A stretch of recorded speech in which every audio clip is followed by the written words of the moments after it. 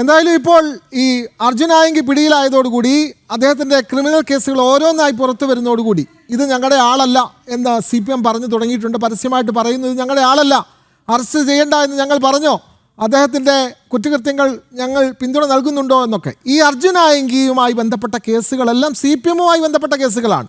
നേരത്തെ അർജുൻ ആയങ്കി ഫേസ്ബുക്കിൽ ഇട്ടതുപോലെ ഈ EP ജയരാജനുമായി ബന്ധപ്പെട്ട കേസുകളിലൊക്കെ അദ്ദേഹം പെട്ടിട്ടുണ്ട് എന്നുള്ളതാണ് അദ്ദേഹത്തിൻ്റെ ഫേസ്ബുക്ക് പോസ്റ്റിൽ നിന്ന് മനസ്സിലാവുന്നത്. അഡ്വക്കേറ്റ് ശ്രീകാന്ത് BJP പ്രതിനിധി, അദ്ദേഹം കൂടി നമുക്കൊപ്പം ചേരുകയാണ്. അഡ്വക്കേറ്റ് ശ്രീകാന്ത്, ഇവിടെ CPM ഇപ്പോൾ പറയുന്നത് ഈ അർജുൻ ആയങ്കി ഞങ്ങളുടെ ആളാണോ, ഞങ്ങൾ ആളാണെന്ന് എവിടെയെങ്കിലും പറഞ്ഞോ, അദ്ദേഹത്തെ എതിരെ ഞങ്ങൾ പ്രകടനം നടത്തിയിട്ടുണ്ട്, പണ്ടായിരുന്നു DYFയിൽ ഉണ്ടായിരുന്നു, ഇപ്പോൾ അദ്ദേഹം ഞങ്ങളുടെ ആളല്ല എന്നൊക്കെ പറയുന്നു. കോൺഗ്രസ് പറയുന്നു ഈ ഇത്രയും കാലം അർജുൻ ആയങ്കി ഒളിവിൽ പാർപ്പിച്ചതൊക്കെ CPM നേതാക്കളാണെന്ന് പറയുന്നു. എന്തായാലും ഉരുണ്ട് കളിക്കുകയാണ് ഇടത് വലത് നേതാക്കൾ. എന്താണ് BJPയുടെ അഭിപ്രായം, അഡ്വക്കേറ്റ് ശ്രീകാന്ത്? ഈ അർജുൻ ആയങ്കി പോലെ തന്നെ കേരളത്തിൽ അങ്ങോളമുള്ള ക്രിമിനലുകൾക്ക് ഇടതുപക്ഷവും അതുപോലെ തന്നെ ഐക്യമുന്നണിയുടെയും പിന്തുണ ഉണ്ട് എന്നുള്ളതാണ്. അപ്പോ അർജുൻ ആയങ്കരി എന്ന് പറയുന്ന ഒരു പ്രതീകം മാത്രമാണ്, ഒരുപാട് ഗുണ്ടകളിൽ ഒരാൾ മാത്രമാണ്. അത് CPM പിന്തുണച്ച് CPM വളർത്തിയെടുത്തിട്ടുള്ള ഒരു നമ്പർ 1 ക്രിമിനലാണ്. കേരള സമൂഹത്തിന് ഭീഷണിയായിട്ടുള്ള ഒരു ക്രിമിനലാണ്, ഒരു സംശയവുമില്ല.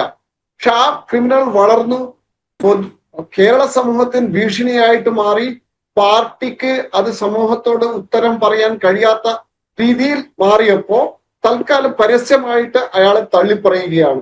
പരസ്യമായിട്ട് തള്ളിപ്പറയുമ്പോഴും അദ്ദേഹം ഈ അർജുനുമായി ബന്ധപ്പെട്ടിട്ടുള്ള എല്ലാ കാര്യങ്ങളുടെയും ഗുണഭോക്താവും അത് CPIM ആണ്. അപ്പൊ അത്തരം ഉള്ള ഒരു ക്രിമിനൽ പശ്ചാത്തലമുള്ള ബോൺ ക്രിമിനൽ ആയിട്ടുള്ള ഒരാളെ സംരക്ഷിക്കുന്ന ഒരു സമീപനമാണ് UDF സർക്കാർ അധികാരത്തിൽ വന്ന ശേഷം എടുത്തിട്ടുള്ളത്.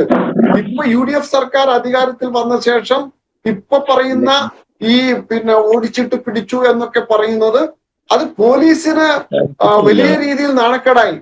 ആഭ്യന്തരമന്ത്രിയെ തന്നെ വെല്ലുവിളിക്കുന്ന, സർക്കാരിനെയും മുഖ്യമന്ത്രിയെയും പരസ്യമായിട്ട് വെല്ലുവിളിക്കുമ്പോൾ അത് ആ പശ്ചാത്തലത്തിൽ ഇയാളെ അറസ്റ്റ് ചെയ്തില്ലെങ്കിൽ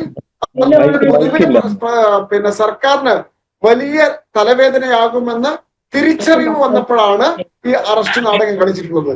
യഥാർത്ഥത്തിൽ ഞങ്ങൾ സംശയിക്കുന്നത് ഈ അർജുൻ ആയങ്കേരിയുടെ പോസ്റ്റ് ഇടലും അതിനെ തുടർന്നിട്ടുണ്ടായിട്ടുള്ള ഈ അറസ്റ്റും സെർച്ച് എന്നൊക്കെ പറയുന്ന, അല്ലെങ്കിൽ പരിശോധന എന്നൊക്കെ പറയുന്ന, റൈഡ് എന്നൊക്കെ പറയുന്നത് ഇപ്പൊ UDF സർക്കാർ ഒരു പ്രതിസന്ധിയിലാണ്.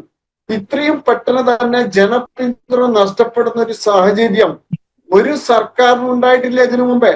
അത്തരം സാഹചര്യത്തിൽ ജനശ്രദ്ധ തിരിച്ചുവിടാൻ വേണ്ടിയിട്ട് UDFും LDFും കൂടിയിട്ട്, കാരണം ഇത് രണ്ടല്ല, ഈ രണ്ടും ഒന്നാണ്, അത് അവരുടെ എല്ലാ പ്രവർത്തനത്തിലും ഒന്നാണ്. ഇവര് ഇന്ത്യ സഖ്യത്തിന്റെ ഭാഗമാണ്. ഇപ്പൊ ഇന്ത്യ സഖ്യത്തിന്റെ ഭാഗമായിട്ടുള്ള ഇവര് ഒരാളെ ഒരു വിഷയത്തെ സൃഷ്ടിച്ചെടുത്ത് അത് വിവാദമുണ്ടാക്കി, അങ്ങനെ വിവാദമുണ്ടാക്കുമ്പോൾ ജനശ്രദ്ധ തിരിച്ചുവിടാനുള്ള ഒരു ശ്രമമാണോ എന്നും കൂടി സംശയിക്കേണ്ടിയിരിക്കുന്നു. ഏതായാലും ഈ വിഷയം പൊതുസമൂഹത്തിന് ഒരു പോസിറ്റീവായിട്ടുള്ള ഒരു മെസ്സേജ് നൽകുന്നില്ല, ഈ അറസ്റ്റ് പോലും. ഇവിടെ കോൺഗ്രസിന്റെ പ്രതിനിധി പറയുന്നത് എത്ര വലിയ ക്രിമിനൽ ആയാലും അവരെ പിടികൂടും, കൃത്യമായ നടപടി സ്വീകരിക്കും. CPM ആണ് ഇത്തരത്തിലുള്ള ക്രിമിനലുകളെ വളർത്തിയത്. CPMന്റെ ഭരണകാലത്ത് ഇത്തരത്തിൽ സ്ത്രീവിരുദ്ധ പരാമർശങ്ങൾ നടത്തിയ മണിയാസാനെ പോലെയുള്ള ആളുകൾക്കെതിരെ ഒരു നടപടിയും സ്വീകരിച്ചില്ല എന്ന് അദ്ദേഹം പറഞ്ഞു. ശരിയാണ്, ആ പോയിന്റ് ശരിയാണ്. പക്ഷേ ഇവിടെ അർജുൻ ആയങ്കിയെ പോലുള്ള ആളുകളെ പിടികൂടുന്നതിനുണ്ടായ കാലതാമസം അത് നോക്കുമ്പോൾ ഭരണം മാറി എന്ന് നമുക്ക് തോന്നുന്നതേ ഇല്ല. അങ്ങനെ തന്നെയല്ലേ അഡ്വക്കേറ്റ് ശ്രീകാന്ത്?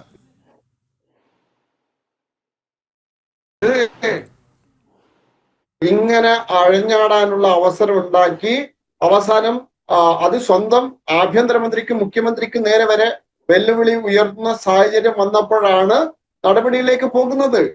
അപ്പൊ തൽക്കാലം അങ്ങനെയൊക്കെ ആയി ഈ സംസ്ഥാനം ചർച്ച ചെയ്യുന്ന പല വിഷയങ്ങളിൽ നിന്നും ഡൈവേർട്ട് ചെയ്ത് ആ വിഷയത്തെ ഡൈവേർട്ട് ചെയ്യുക എന്നതിനപ്പുറത്ത് കാര്യമായിട്ട് എന്തെങ്കിലും ശക്തമായിട്ടുള്ള നടപടി ഈ സർക്കാർ സ്വീകരിക്കുമെന്ന് നമുക്ക് വിശ്വസിക്കാൻ കഴിയില്ല. കേരളത്തിലെ കോൺഗ്രസ് സർക്കാർ അധികാരത്തിൽ വന്നപ്പോ എപ്പോഴാണ് ശക്തമായിട്ടുള്ള നടപടി സ്വീകരിച്ചിട്ടുള്ളത്? ക്രിമിനലുകൾക്കെതിരായിട്ട് രാഷ്ട്രീയ ആക്രമണം നടക്കുമ്പോൾ എന്ത് നടപടിയാണ് സ്വീകരിച്ചിട്ടുള്ളത്? ഒരു നടപടിയും സ്വീകരിച്ചിട്ടില്ല. അതൊക്കെ തന്നെ CPM-ഉം കോൺഗ്രസും തമ്മിലുള്ള, LDF-ഉം UDF-ഉം തമ്മിലുള്ള ഒത്തുതീർപ്പിലേക്കാണ് അത് അവസാനം കലാശിച്ച് നിൽക്കുന്നത്. നിങ്ങള് ജയകൃഷ്ണ മാസ്റ്ററുടെ വധം നോക്കൂ. നിങ്ങള് ജയകൃഷ്ണ മാസ്റ്റർ വധക്കേസിൽ അവസാനം എന്തായത്? അന്വേഷണം അട്ടിമറിച്ചത് CPM മാത്രമല്ല, പിന്നീട് 2001 മാറി വന്നിട്ടുള്ള ജയകൃഷ്ണ മാസ്റ്ററുടെ വധത്തിന്റെ പേരിൽ ഇവിടെ കണ്ണീരൊഴുക്കി ഇവിടെ ആ വധ കേസുമായി ബന്ധപ്പെട്ടിട്ട് നീതി ഉറപ്പാക്കുമെന്ന് അന്നത്തെ UDF നേതൃത്വം ഇവിടെ തെരഞ്ഞെടുപ്പിൽ അതൊരു വലിയ ചർച്ചയാക്കി ഇവിടെ വോട്ട് നേടിയ ശേഷം 2001 അധികാരത്തിൽ വന്ന AK ആന്റണി സർക്കാർ എന്ത് നീതിയാണ് നടപ്പിലാക്കിയത്? തലശ്ശേരി ഹൈക്കോടതി ആ കേസിലെ എല്ലാ പ്രതികൾക്കും വധശിക്ഷ നൽകിക്കൊണ്ട് ചീഫ് സെക്രട്ടറിക്ക് നിർദ്ദേശം കൊടുത്തു. ശക്തമായിട്ടുള്ള ഗൂഢാലോചനയുണ്ട് ഇതിനകത്ത്, ഇത് അന്വേഷിക്കണമെന്ന് നിർദ്ദേശം കൊടുത്തു. എന്ത് അന്വേഷിക്കാത്തത്? അന്ന് CPM അല്ലല്ലോ, അന്ന് കോൺഗ്രസ് അല്ലേ, അന്ന് AK ആന്റണി, അതിനുശേഷം ഉമ്മൻചാണ്ടി